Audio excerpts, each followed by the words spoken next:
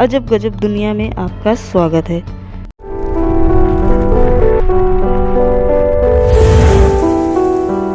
कभी कभी ऐसी घटनाएं घट जाती हैं जिस पर विश्वास करना मुश्किल ही नहीं नामुमकिन सा लगने लगता है।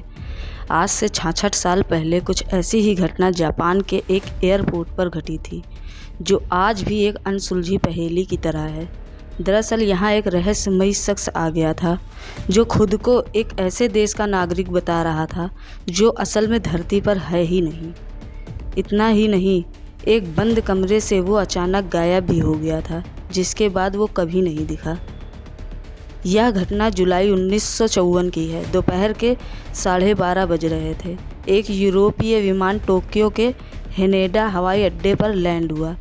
विमान में सवार सभी यात्री नीचे उतरे और चेकआउट काउंटर की तरफ गए। वहां बैठे अधिकारी सभी यात्रियों के पासपोर्ट की जांच कर रहे थे।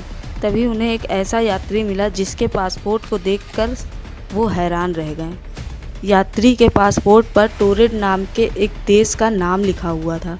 जांच कर रहे अधिकारियों ने इससे पहले कभी ऐसे देश का नाम नहीं सुना था। उन्हें वो यात्री संदिग्ध लगा।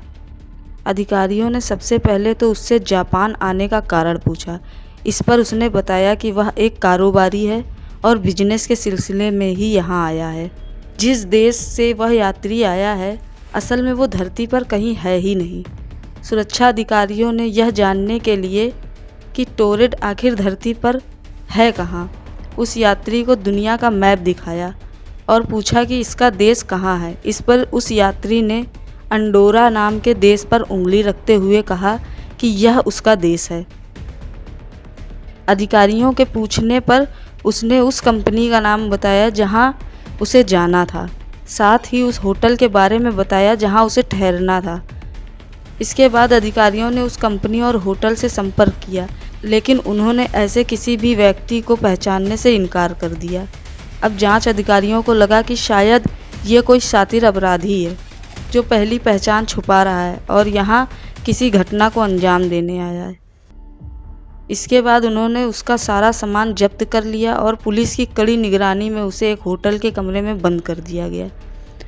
अगले दिन जब कमरे का दरवाज़ा खोला गया तो पुलिस यह देखकर चौंक गई कि कमरे में तो कोई है ही नहीं, जबकि बाहर पुलिस का पहरा था और कमरे की सभी खिड़कियों को पहले से ही सील कर दिया गया था।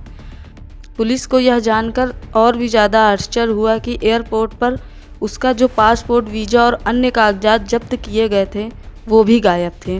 अब किसी को यह समझ में नहीं आ रहा था कि आखिर यह कैसे हुआ।